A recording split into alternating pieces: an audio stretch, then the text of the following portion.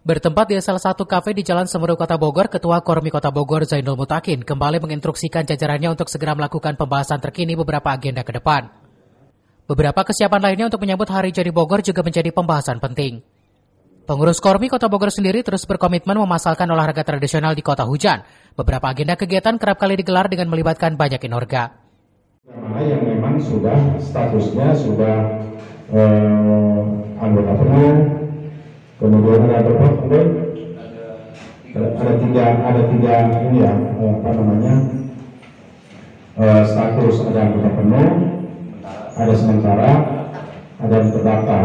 Nah kalau anggota penuh ada berapa dan yang sementara ada berapa? Nanti ini terkait juga ke penyelenggaraan korban. Dari Kota Bogor, Cevi Suryadi melaporkan.